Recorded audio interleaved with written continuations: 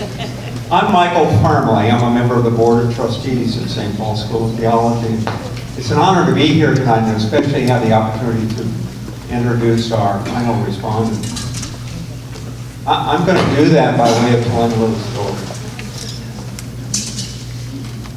In 1998, journalist Tom Brokaw coined the term the greatest generation to refer to a group of Americans who had been raised during the Depression of the 1930s and had sacrificed much of their comfortable lives at home and abroad during World War II.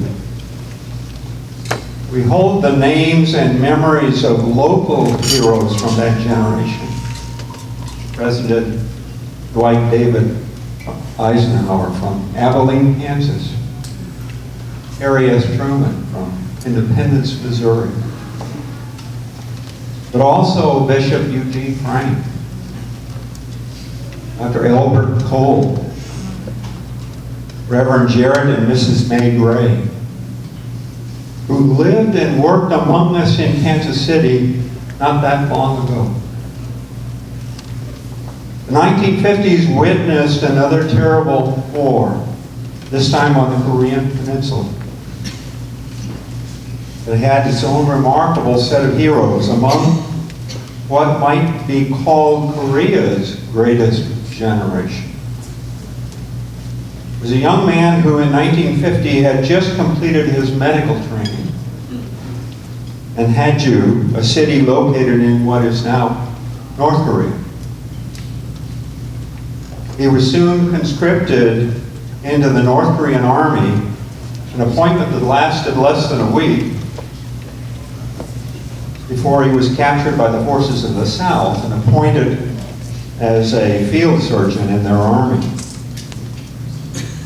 When his platoon was the only unit to survive a particularly intense battle, Sundo Kim made a covenant with God to commit his life to the ministry. I think it's important to reflect on the condition of Korea following the war, which ended, if you remember your history, in July of 1953, after 3 years of intense and destructive conflict. The economy was in ruins. Great personal loss had fallen on the Korean people. Families were separated by an arbitrary latitude demarcation of little other significance. And hope was perhaps the commodity in shortest supply. This was not like Europe after World War II. Korea remained an economically struggling, suffering place for more than a decade following the war. Into this misery, God sent Sundo Kim.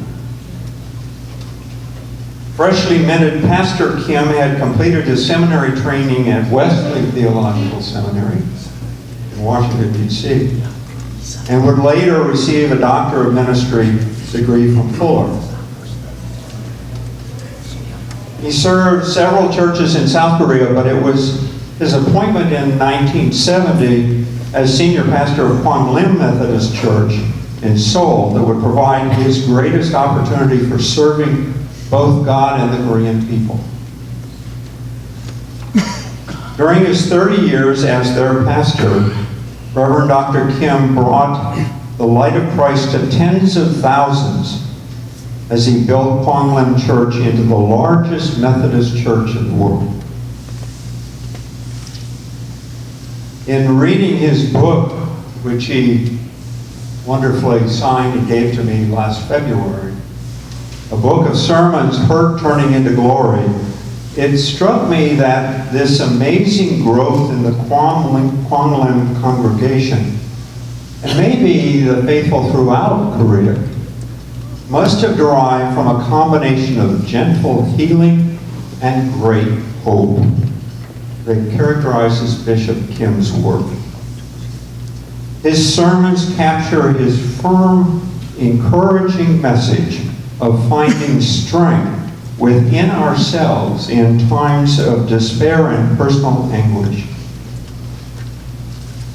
Not satisfied with the growth and local impact of the church he was building, he and his congregation have established global mission centers and seminaries in Moscow, Estonia, Antioch, Istanbul, Mongolia, New Zealand, Zimbabwe, and China, to name a few.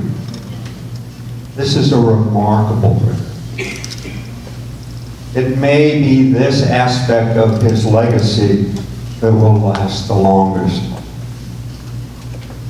Because of the nature of our gathering tonight, I'd like to highlight just a few of Bishop Kim's scholarly and leadership accomplishments. He has served as bishop and president of the Council of Bishops of the Korean Methodist Church. He received honorary doctorate degrees from Methodist Theological University of Seoul, Seoul Theological University, Africa University, and Asbury Theological Seminary in the United States. Tomorrow, at the St. Paul commencement, he will be conferred an honorary doctorate in recognition of the worldwide ministries he has helped to shape that will undoubtedly affect untold future generations of pastors, churches, and believers. Bishop Kim, you and your family honor us by being here this evening. From Korea's greatest generation, please join me in welcoming Bishop Sundo Kim.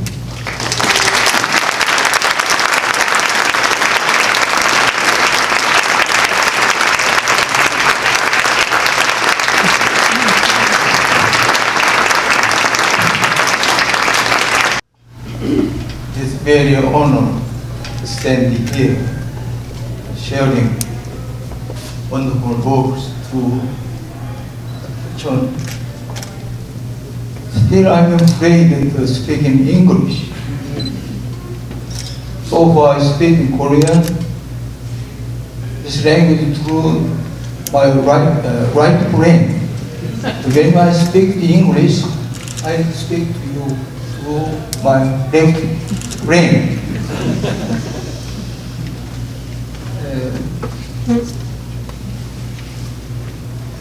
I'm so proud of him, Dr. Chun. Time to time he came to Korea, so enthusiastically trained the young leaders of Korean church. He is really loved theology. Also, he loves church of the old world. Also enthusiastically trained the young pastors, young leaders, not only in Korea, all over the world. When I met him about 25 years ago, Dr. Chun, very smart, very gentlemanly. He put the bow tie, but neck here, and he looks very handsome boy. But he is the gentleman among the gentlemen in Korea. Very handsome man, but very creative, theologically, culturally, and biblically also. And he has very creative ideas come out.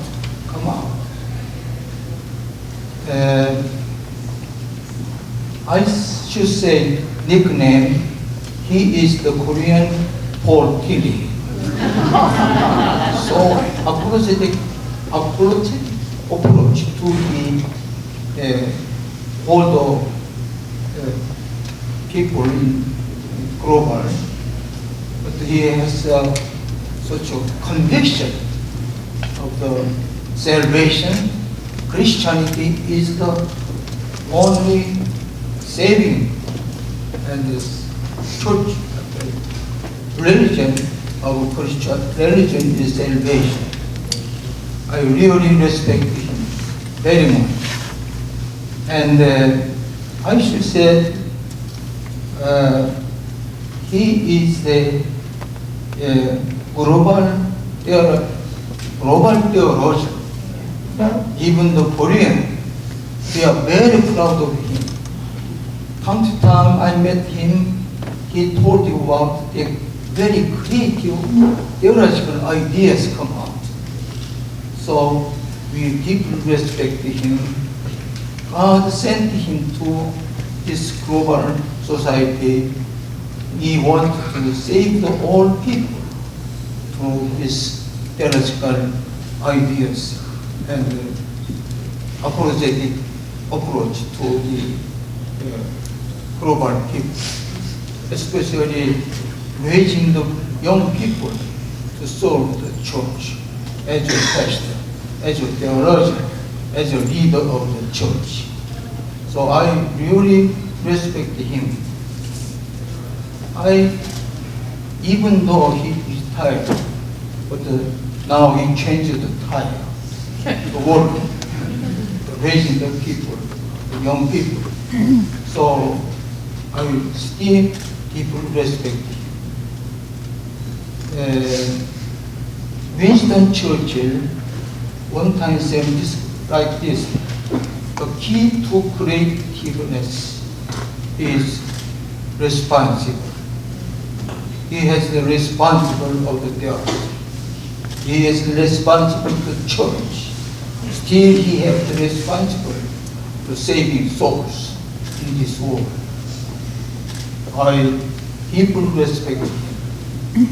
Also, when I came back to Korea, I will talk to all of the clergymen about this kind of wonderful respect gathering together. Thank you very much for your effort, your responsibility to theology and saving souls. Thank you very much.